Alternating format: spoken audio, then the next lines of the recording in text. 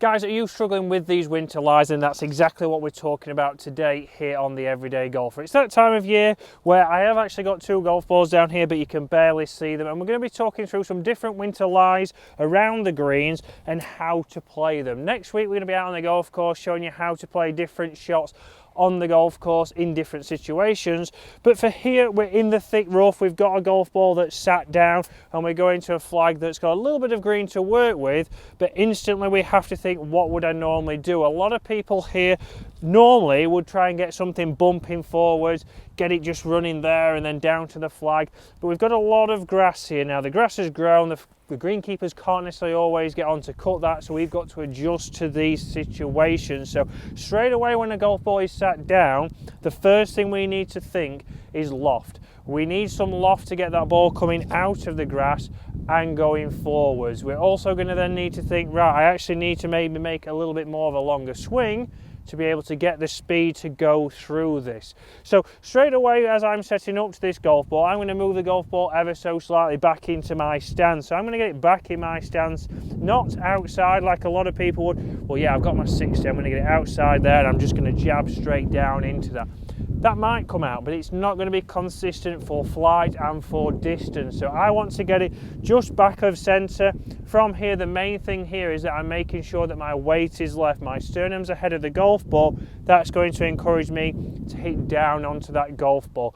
And here I'm still releasing the club. I'm not trying to hold that off and drive that loft, because how many of you, comment below, have hit the dreaded shank here?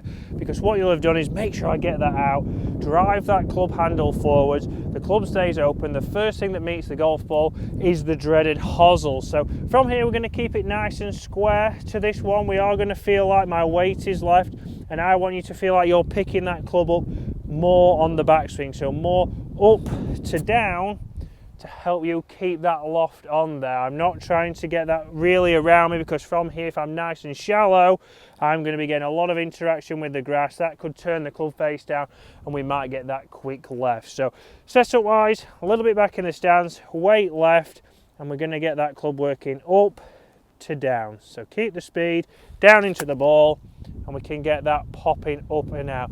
And yes, that's come out a little bit too fiery, but that is out and now onto the green. From here, we're trying to limit the damage, get myself onto the green and give myself a chance. There, all I would need to do is make a little bit of a smaller motion. So onto a second one here again, weight left, pick that up to down. And you can see straight away, after practicing twice there, I've been able to judge that distance. So a little bit of practice around the greens when you're out on the golf course, maybe chuck a couple of golf balls in there if you're just playing a friendly round, or go down to your practice ground and start to get some of those shots practice, because that's the one thing we don't do. But we're going to get a mid-handicap golfer in here, talk through a couple of other lies here and what club should he be choosing and how's it going to help you. So guys, that is right, we have got the man of the head cover, the man of Garforth Golf Club. We have got Dave here, and Dave's jumped the gun a little bit here. Well, he's cold to start with, but don't come near it. You've jumped the gun, Dave, because we've got a reasonable lie here in the rough and we've got a relatively short-sided flag. So what club, actually I can have a look, what club have you gone? Let's have a look at the head cover. We've gone SW, so we've gone your 56 degree. Well, yeah, because I've just watched you. It's one nice shot and one where it came out like a rocket, right, with a 56. So let's have a look at your 56. What have we got on there? We've got the Tacoma 56, 12 degrees of bounce, but obviously here we've got it sat up quite nice here. So we're going to let Dave play this shot. So Dave, you play this shot as you would. So talk us through this near one. Nearest the flag. So nearest the flag. First things first, Chris. What should, as a mid-handicapper, what should my expectations be here? Should it be, you know, within 3 foot, or? Again here, for a mid-handicap golfer out of this rough this time of the year, wet, soft greens, anything inside 8 feet would be good, but on the green we would take, again, as silly as that sounds guys, obviously out of these lies you have to be perfect this time of the year. So the worst thing is just leaving it short, not getting it on. And having the same kind of chip. So Dave's gone 56, a little bit back in the stance, just trying to copy what I've just done. And that is a Dave kind of shot. Yeah. So we quit on that shot. Obviously you've done a longer swing there, Dave, and thought that it's all about dropping the club onto that. I did. And you dropped the leading edge onto it and it's over there in the abyss. So For me, Dave, again, if you was going to throw a golf ball here, would you be going with height? No, because all I really need to do is drop it somewhere between there and there, so within sort of a metre and a half. Yeah, and we know it's obviously been raining, unfortunately, as the golf course is closed out there today. So the greens are wet. We're not getting much run out of there. So if you go with a 56, it's more than likely going to stop pretty quick, just like mine did second time round to that flag. So I want you to go here with something that's going to launch a little bit lower, more of a bump and run. We can do that with something like a pitching wedge. Is that the club you've got? It is. Look at Dave, on fire. A lot of people go to 8-iron here, but we still need a little bit of loft out of this rough. If we go 8-iron, it might snag a little bit, but it also might go a little bit too far. So are you saying that I do it just the same as I would a normal chip and run in the summer, but there's a lot of wet grass behind it? there is, but so we're going to have that weight a little bit left, a little bit more so than normal. It's just an extended putting motion, but because it's sat up quite nice there, Dave, we're not going to have as much interaction as we did out of these lies here. Okay. And you see there, that's done exactly what we want. That's inside 5 feet, so that would be more than happy. Well, you'd be more than happy with that, Dave, yeah? I would, yes. And that's the thing here, guys, we're talking winter lies, because a lot of the times you maybe don't go for a lesson in winter. You wait until March, you wait until April, till the ground's a little bit firmer to go and get sorted for your short game. Now is the perfect time, because if you're only a millimetre out, you could catch it heavy, you could catch it thin, just like Dave did there, and it might be a long 6 months of playing in the wet. So if you're looking for lessons, again, guys, drop me a message on that email below, or go and see your local PGA Pro and start to understand what you're doing with the club, how you can chip it a little bit better. But now we're going to look at a shot that a lot of people don't use, but it's been one of Dave's favourites. Okay, so 2 different lines here, one sat pretty nice, one sat a little bit further down, and the shot we're going to go for here is to that furthest flag. So if we have a little walk down here, it's all downhill to that flag, so just on the green is a steep downslope, and it does go downhill all the way to the flag. So Dave, after the shot we've just played, which was an uphill shot, what club are you thinking now? We need it to run. Well, it's downhill, so I'm thinking pitching wedge and just drop it on the green. Okay, so Dave's thinking pitching wedge here, drop it on the green, but one big thing to see here is that that is a downslope. We don't know how fast that's going to kick off. So the other option Dave might go to is what? Well, I'd go higher then to take it to the flat a bit that's past the downslope. Yeah, so it's flat just before the flag there. So again, what that would do is, that is a good option, but that brings in what? More risk because of more swings. So. Yeah. Here we've got another club in the bag, which is under this one. It is there, the 11 hybrid. So that is your 5 hybrid, Dave. It is. And that's something that a lot of people don't use, and that's exactly what we're going to use out of this lie, because we're going to get that ball launching, landing pretty soon on this fringe here, which is flat before it goes to the downslope, and then letting it run out. Again, if you was going to throw a ball here, Dave, you'd probably get it to land as soon as possible, wouldn't you? Yeah, again, if I was throwing a ball, I'd sort of want it to sort of land between there and there-ish, which, you know, I'm not sort of giving myself a 10p piece or a dime to land it on. There's a yard or yard and a half. Yep. And then it'd roll out. So everybody with this kind of shot normally asks about the setup, Dave. So here you're going to have it pretty centred in your stance. Yeah. You're down the club, we can see there at the bottom of the grip. Yeah, my thumb's actually on just right on the top of the shaft. Perfect. And again, Dave's not standing too far away from this ball, so he's nice and tall, just allows him to turn. Feel like it's a putting motion. There's no real effort in this shot. You can see that's landed pretty good for Dave.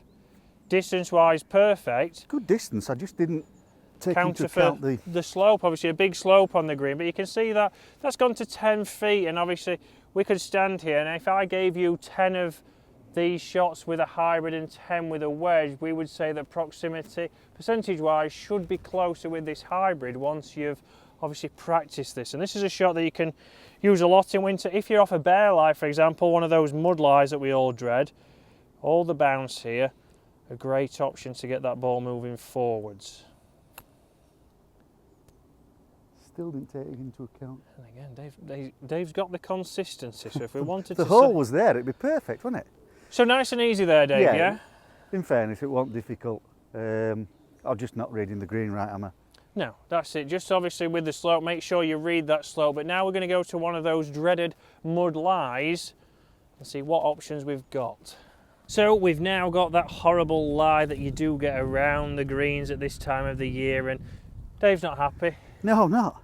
So from here, Dave, obviously normally... You're going to ask me what I hit? Yeah. Well, would you just try and get it forwards? I'd probably hit something like a pitching wedge and just try and sort of lay a bit of club on it, Chris, because it's just an awful lie. And this is where a lot of people try and drive this forward, catch an inch behind, and unfortunately it goes right there into the next mud patch. We're going to go 56 here, Dave, so we're going to go your sandwich. We're going to play it like a bunker shot. So here's your club. You can take the head cover off. Make sure it's the right club under there, Dave, because we've just done that and Dave had the wrong club under. I don't think that was me. Dave's losing it in his rye page. Right, let's start with this one here. So we're going to treat this, like I said, like a bunker. So Dave's going to open it wide up. We're going to have some practice swings next to it, really feeling like that bounce is hitting the ground. We've got 12 degrees of bounce on here. It is obviously wet conditions. If this was firm and in the summer, it might not be the right shot, or it definitely isn't the right shot. So let's feel like you're really getting that face open, Dave. So I'm playing it like a bunker shot. Yep. So the club's not actually going to hit the ball. Now it's going to just hit the ground a little bit before. Bounce is going to take it through, just like that, Dave. So don't use all the good ones up. Let's put it straight onto this ball. So again, doesn't matter which one I'm going for, does it? No, we're just going to go for the middle of the green here, Dave. It's just about getting on there. So open this wide up. We're going to come in and obviously see that you're opening it up, activating the bounce. So even more. There we go. And then that bounce is going to hit the ground. Just like that. And that's how it lands. So you can see there, Dave, we've took that nice little divot. We've made, obviously, contact with the grass before that. I will try and slow that down. Dave's absolutely chuffed that he did that first time after a fantastic practice swing. I don't normally get two in a row. Dave was thinking that ball might be gone into those trees. Well, yeah, and I was thinking it was my ball and it's quite new. But yeah. So again, let's go on to this one, Dave. Exactly the same. So you can see how easy it was, even off that mud lie. Yes, distance control is going to be hard here because we're making a bigger swing, Dave, but it's just about getting the ball in the air. Let's say there was a bunker here, or we've got to get over this ridge, which we have. We can be nice and positive with this. In the winter, a lot of people get slow, negative, and we don't need to be much off. Yeah, because you're trying to pick it off. It's almost like you've got a hard pan lie in the summer where you're thinking, I can't take any ground with it at all. Yep. And that's the thing there, you're trying to pick it off. You've got to be so precise to do that, whereas we can be here. We can actually be a little bit off. You caught a couple of inches behind that ball, but the bounce worked exactly how it was supposed to. I was able to get that ball into the air. Let's see if we can do it again. Open more. We'll see. Nearly. He went square there, so we see. Did I really? That could have been the one that dug straight in, so let's get it. There. That's it, Dave. Wow. That's it, don't be afraid to get it nicely open and then commit to that. That's the one. Wow. Nice and soft across that ball. We can see divot works left. I'm not too worried about that because we're using the bounce as a nice high soft one after the longest shot. Stunned. So guys, like Dave said there, he is stunned, so it's all about there, obviously practicing those kinds of shots in the winter. We've had different ones there, so start to read your life. You're out of the thicker grass, you need loft. We need a little bit of speed, and we need to make sure that is getting out of there. Once we start talking bump and runs, and the greens being soft, we need to think, how would you throw that golf ball? Would you need to go to something like a hybrid to get that ball running? That could be the perfect shot. It takes a little bit of practice, but it's a minimal swing to get a good result. Once we're on that dreaded lie around the edge of the green, which unfortunately we get all the time here in the UK, we need to think loft, we need to think bounce, we need to think, right, I'm just treating this as a bunker, I can be nice and committed, I'm trying to throw that bounce down into the ground to get that ball going up, and then we can practice our distance control. But from that kind of lie, for any golfer, whether you're a tour pro, your aim is just to get that ball on the green. Get the ball on the green, give yourself a chance at two putting, get out of there. It's the iron shot that has cost you. So guys, that has been Winter Lies around the greens. Next week, we're going to be on the golf course talking about different situations, how to read it, what to do, what club to take. We'll see you then.